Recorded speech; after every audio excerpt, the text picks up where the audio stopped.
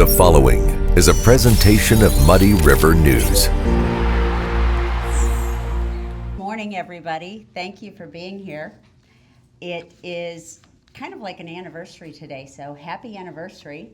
We've had 100 days together, and it has been a whirlwind, but when we reflected back a couple of days ago about some of the things we've accomplished, I think we've got a pretty good list going, and we've got some momentum.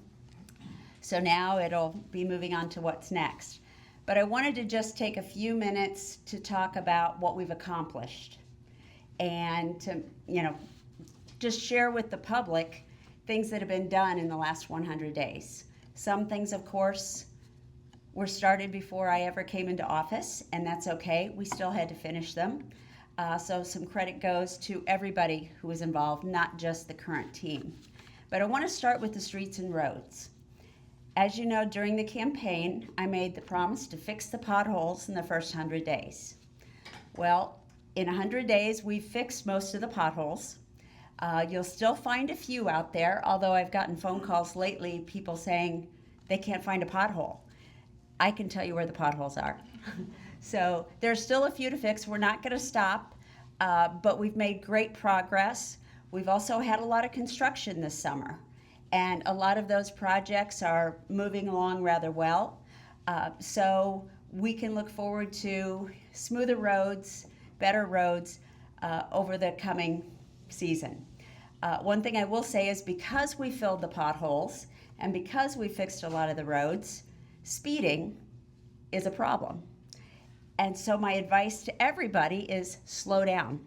Pay attention, especially in school zones. We want people to slow down in neighborhoods. We want people to slow down in front of the schools, but pay attention to the speed limits. That's probably my biggest advice that I can give to people. We want good roads, we want nice roads, but that also means we have to be responsible citizens and follow the law and obey the speed limit. The other thing that I had said during the campaign was that I wanted to eliminate the dysfunction. And we all sat through council meetings very painfully. The city council members that are here knows it quite well. But we wanted to improve the relationship between the administration and the council. It has to start at the top. So to that end, we started having weekly phone calls between administration members and councilmen. We switched to a consent agenda to give us time to then make presentations and educate the public. And I think they've gone very well. To date, I think we have a really strong relationship between City Council and the Mayor's office. They know I have an open door policy and they can walk into my office, participate in any meetings they want anytime. It's that kind of open door policy and communication and transparency that I think we need at the top in order to filter down throughout the entire organization. From a staff perspective, we did restructure our organization. If you recall, we eliminated the Director of Administrative Services position and instead replaced it with a triangle at the top, consisting of the Mayor, the Director of Public Works, and the Director of Operations. By having that triangle at the top, it then allows us to align our departments into pillars so that like functions are together and we can move things through more quickly. We can foster better communication and better collaboration within the staff. Some of the things that have been accomplished, I wanted to empower employees to make decisions. As the mayor, I might be the face of the city, but I don't want to be the sole decision maker. We have the right people in the right seats so that they can make the decisions. And I'm going to continue to rely on them to make the decisions in their area. I'm here to solve disputes. I'm here as counselor advisor, and ultimately the buck stops with me, but I want our employees empowered to do what they do best. By doing that, we can create more efficiencies. We've also used committees to address some of the issues, both at the council level and within the staff. We're providing more information up front to the aldermen as well as to staff where we can. We have a monthly leadership committee meeting with all of my direct reports and my direct reports reports, so department heads in particular. We do a monthly meeting with the deputies as well to talk about leadership and try to practice and empower them through leadership skills and leadership principles that I've learned along the way. By empowering them and making them better leaders, we're setting ourselves up for success down the road, long after I've left office. A few other things. We wanted to create trust. If you recall, 6 months ago, the trust between city government and our constituents was not very good. So to do that, I knew we had to have optics, and my staff has heard me use that word optics quite often. But by that, I mean we wanted people to be able to see that city government can get things done, that city government can work together, and that we can accomplish goals and serve the public. So while service is at the center of what we do, we also knew we needed to create trust. So when I talk about optics, that's why the potholes were so important. Potholes are something people can see. It was never about the potholes. It was about showing our constituents that we can get something done, and we can do it efficiently without raising taxes. We have promoted some members of our staff into key positions. One of the first things I knew I had to do was hire a director of information technology, and I was thrilled when we had an internal candidate step up. James Pyack is now our director of information technology. He is getting the team moving in the right direction, and we've seen significant improvement in the response time and in being able to address our issues. We have more work to do, as we know, but we've made great progress there and great strides. I also hired Dan Brink as the Director of Operations. He's one of my right-hand men. The one thing that he has done is create better relationships with the council members. That's what he was hired for, and he's done it very, very well. He's also working side by side with me on some things that we're going to talk about in the what's next category. So that was a good move, and I think a great move for the city. It's all about putting the right people in the right seats and then everybody rowing in the same direction. I also wanted to improve communications. So for the first time, we hired a communication strategist to help us get the city's message out. And so you've seen and heard from Kristen Neiman quite often. She now manages our Facebook post and really manages the story we tell. So often, one of the keyboard warriors would take control of a message and people believed what they wrote, even though they didn't have the full side of the story. So we want to make sure that we tell our story and that we have our people's story out there as well, because we know we have good people.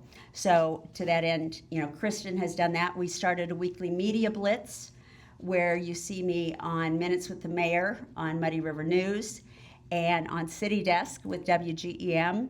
We're going to expand that and add a couple more appearances weekly very soon. So we want our message to get out, and we want people to know that we're here to serve them. So it's all about making those frequent appearances and getting the word out ahead of time.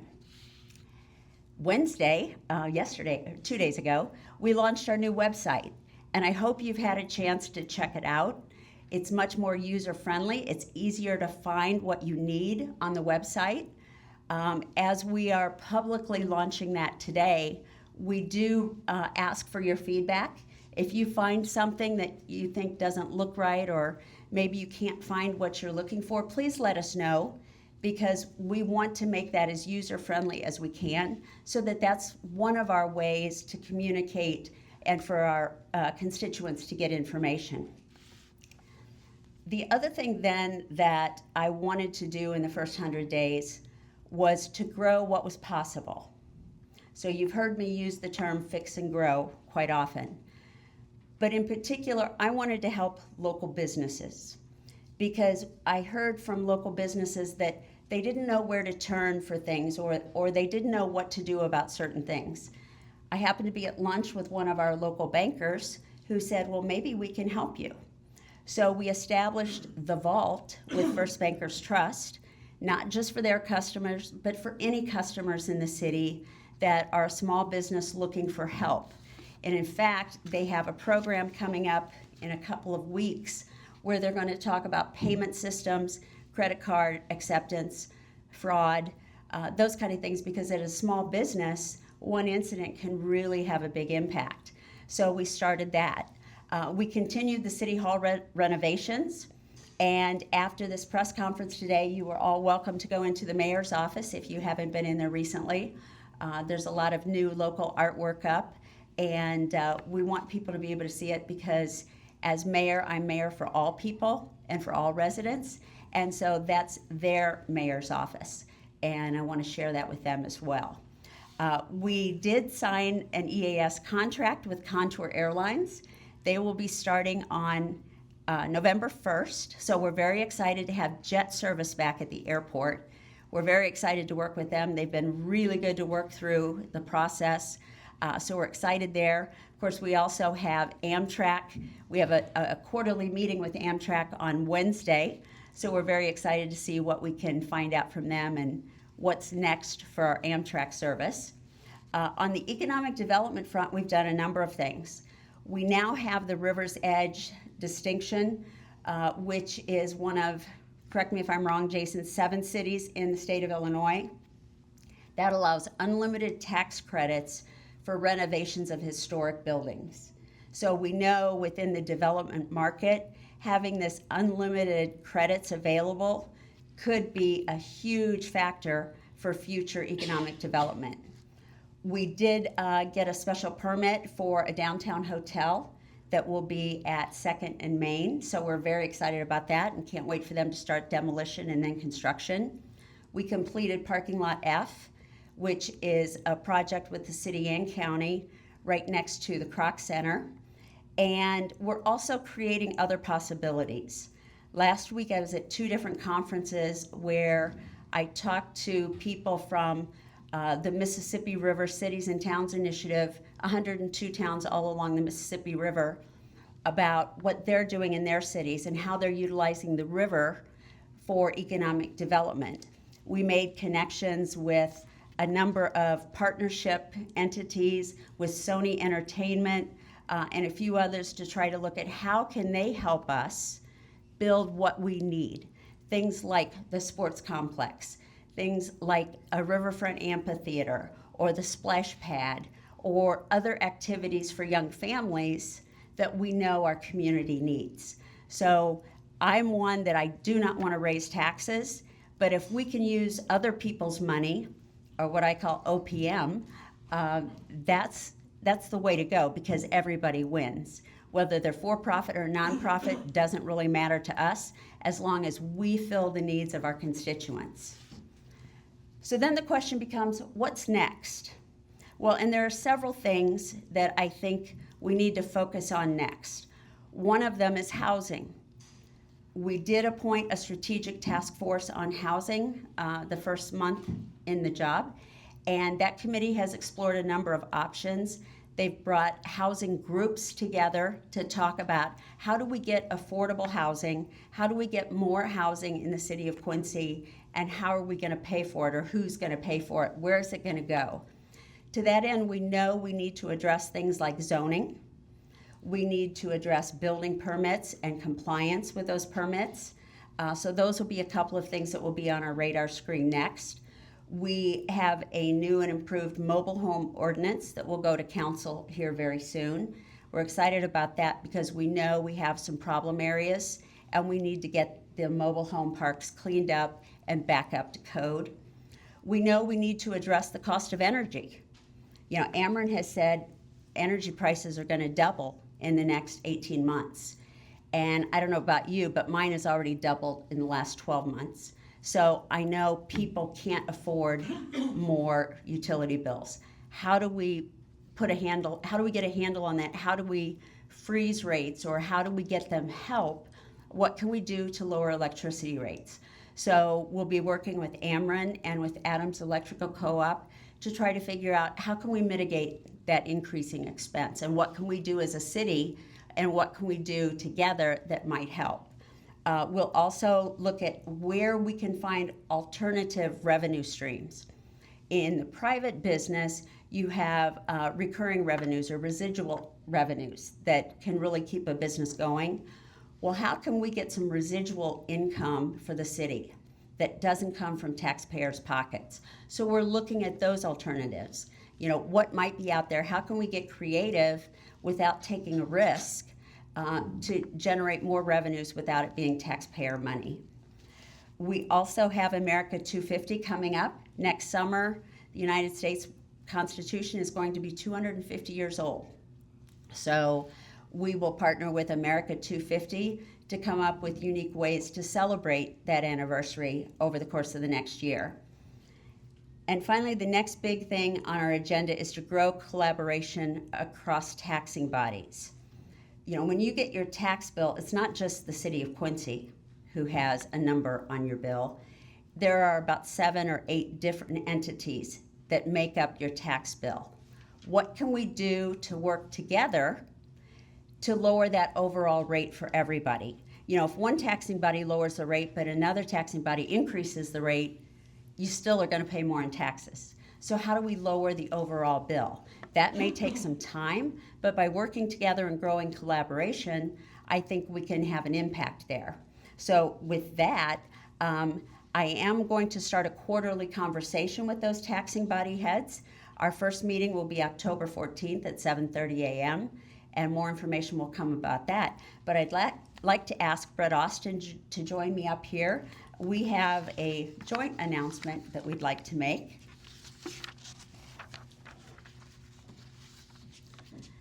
So since I took office on May 5th, Brett and I have been working and meeting bi-weekly just to talk about mutual concerns and mutual issues, and having conversations about what might work better. First of all, thank you for inviting You're me. welcome. It's very obvious that the communication improves when you reach out to everybody, and to give me a little bit of your time, I really, really appreciate it. It means a lot. It's mutual. The next step with the county board and the city council involved in the conversation, we're each going to appoint 3 members to an ad hoc committee, and that committee is going to work on specific city-county relationship building things, and we're going to talk about what those will be. We'll start out with some low-hanging fruit, I would imagine, and then we'll go from there. Yeah.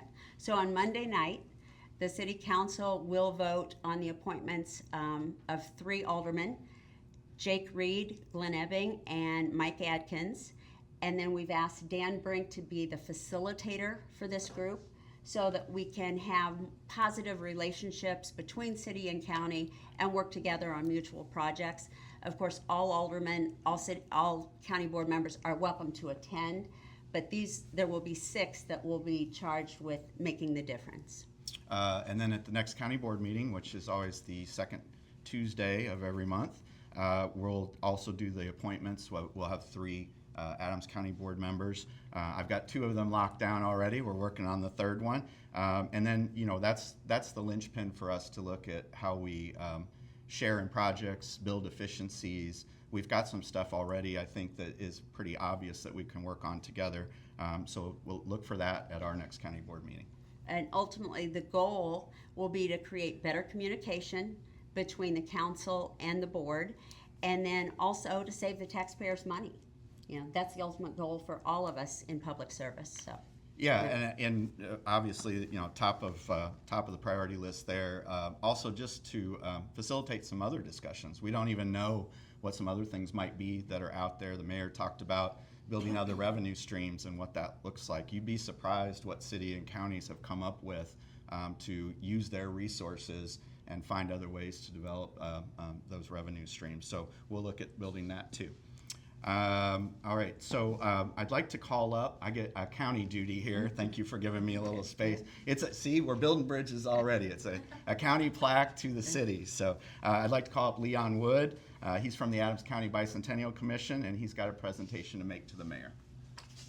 Thank you all for inviting me. Let me join this. Just a quick plug before I get started for the bicentennial. Even though the finale was September 6th, there's still lots going on. We got things planned in October. And, There's things going on in October, and the biggest thing coming up next is at the courthouse. They're going to unveil the timeline out in front of the courthouse Monday, 10 o'clock Monday morning. So if any of you can make that, that'd be great. So now, why we're really here is as part of the bicentennial, we've been running around trying to recognize all the villages and townships in Adams County. And so today it's the City of Quincy's turn. So we've got a sign and a certificate. I know you want to hold the certificate? So.